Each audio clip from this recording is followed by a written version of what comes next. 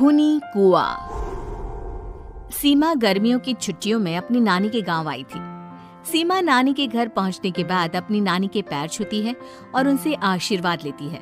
तभी उसकी नानी उससे कहती है, इतनी बड़ी हो गई मेरी सीमा, चल जल्दी से हाथ मुंह धो ले, मैं तेरे लिए खाना लगा देती हूँ।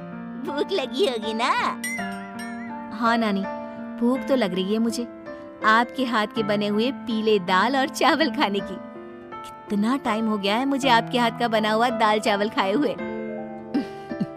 तू तो नौकरी में व्यस्त थी, तो तुझे कहाँ से टाइम मिलेगा अपनी नानी के लिए? और जब इतने टाइम बाद आई है तो ज्यादा टाइम के लिए रुक कर जाएगी तू। हाँ नानी, इस बार पूरे 2 महीने के लिए आई हूँ। सीमा की नानी अंदर जाकर उसके लिए खाना बनाने लगती है। सीमा कमरे में अकेली होती है, तभी उसे किसी औरत के रोने की आवाज सुनाई देती है। वो कभी खिड़की से बाहर झांकती है तो कभी दरवाजे से बाहर झांकती है। उसे समझ में नहीं आ रहा होता है कि आखिर रो कौन रहा है। तभी नानी खाना लेकर आ जाती है। वो अपनी नानी से कहती है, नानी, कोई औरत रो रही है क्या? मैं जब से यहाँ आई हूँ तब से मुझे यहाँ किसी औरत की रोने की आवाज आ रही है। हे भगवान, कहीं ये वही तो नहीं? बोलो ना नानी। अरे कोई नहीं रो रहा, ये तेरे मन का वहम है। और तू ना अब खाना खा ले, ज्यादा यहाँ वहाँ की बातों में ध्यान मत दिया कर। जल्दी से खाना खा और फिर मेरे साथ आ जा मेरे कमरे में, दोनों बैठकर खूब सारी बातें करेंगे। ऐसे ही अगले दिन सीमा अपनी नानी के साथ गांव के बाजार जा रही होती है। उसी रास्ते में फिर से किसी औरत के रोने की आवाज आती है। वो अपनी नानी से कहती है, अरे नानी, क्या सच में तुम्हें अभी भी किसी औरत की रोने की आवाज नहीं सुनाई दे रही? मुझे किसी औरत की बहुत बुरी तरीके से रोने और चीखने की आवाजें आ रही है। मैं बहुत परेशान हूँ नानी, आखिर ये कौन है? मुझे लगता है कि सीमा को शहर भेज देना चाहिए, यहाँ रहना उसके लिए ठीक नहीं। नानी बोलो ना, आप चुप क्यों हो जाती हो? सीमा, तू घर चल, मुझे तुझसे बहुत जरूरी बात करनी है। नानी सीमा को घर ले आती है और सीमा से कहती है, सीमा, कल सुबह तू शहर वापस चली जाएगी। अरे अचानक? आखिर क्या बात है नानी, आप मुझे ऐसे जाने को क्यों कह रही हो? मैं बस जो कह रही हूँ उस पर ध्यान दे। तू कल सुबह यहाँ से चली जाएगी, और ये बात मैं कोई मजाक में नहीं बोल रही। तू कल जाएगी तो मतलब जाएगी। अरे नानी, चली जाऊंगी मैं, ठीक है, पर आखिर बात क्या है ये तो बता दो। मम्मी से कोई बात हुई है या फिर मुझसे कोई गलती हुई है जो तुम मुझे अचानक से जाने के लिए बोल रही हो? देख सीमा, रात बहुत हो चुकी है और मुझे इस बारे में कोई बात नहीं करनी। चल, अब चल के मेरे साथ सो जा। सुबह की बस पकड़कर तुझे शहर भी तो जाना है। सीमा को अपनी नानी का ऐसा व्यवहार देखकर बहुत ही अजीब लगता है। उसे कुछ समझ में नहीं आ रहा होता है कि आखिर उसकी नानी उसे अचानक से गांव छोड़कर जाने के लिए क्यों कह रही है। ये सारी बातें सोचते सोचते सीमा की आंख लग जाती है और वो अपनी नानी के साथ सो जाती है। ऐसे ही आधी रात को सीमा को फिर से किसी औरत की रोने की आवाज सुनाई देती है। वो उस औरत की आवाज सुनकर बार बार करवटें बदल रही होती है और तभी उसे सपने में भी एक अजीब सी औरत की परछाई दिखाई देती है, जो इतना चीख चीख कर रो रही होती है कि सीमा डरकर उठ जाती है। वो पूरे पसीने पसीने हो रही होती है। वो अपने आसपास देखती है तो घर में बिल्कुल शांति का माहौल होता है। सीमा घबरा जाती है। वो अपनी नानी को जगाने की कोशिश करती है, मगर उसकी नानी नहीं जगती। सीमा को फिर से उस औरत की रोने की आवाज सुनाई देती है।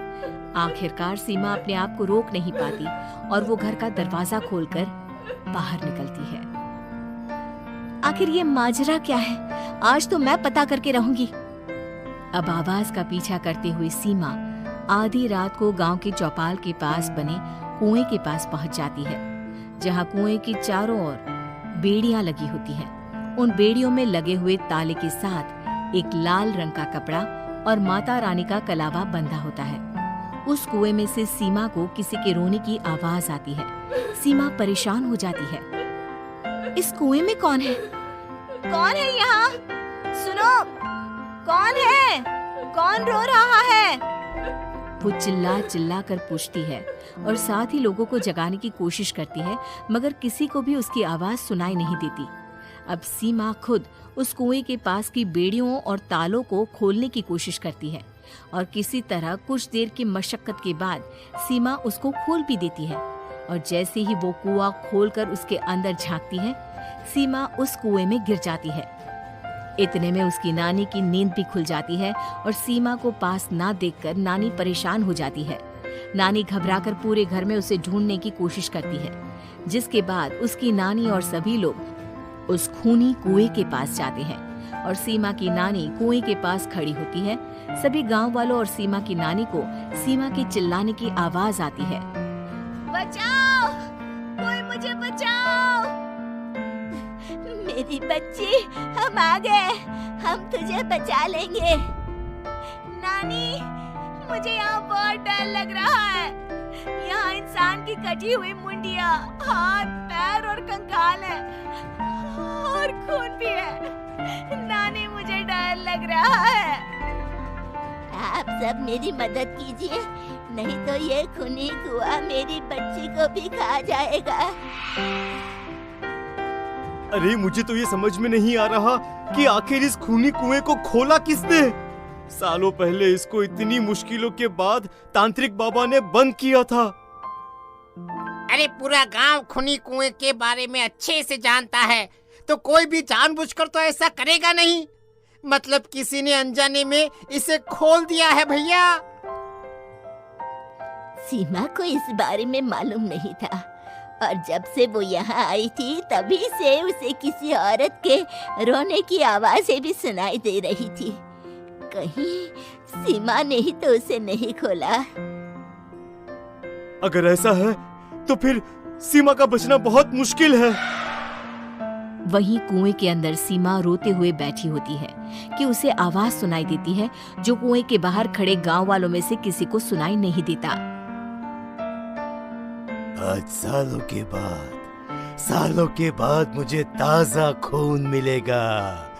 तेरा खून पीकर आज मैं अपनी प्यास बुझाऊंगा।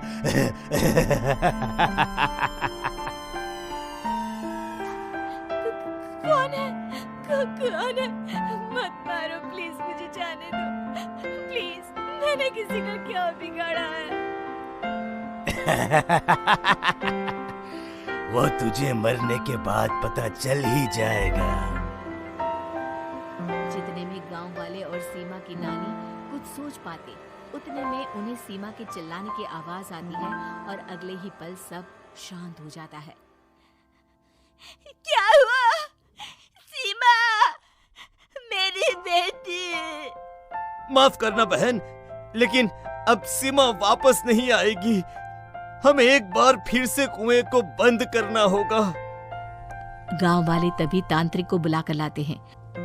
एक बार फिर अपनी शक्ति से तांत्रिक बाबा उस कुएं को हमेशा हमेशा के लिए बंद कर देते हैं और वहां एक बोर्ड लगा दिया जाता है कि यहाँ आना मना है।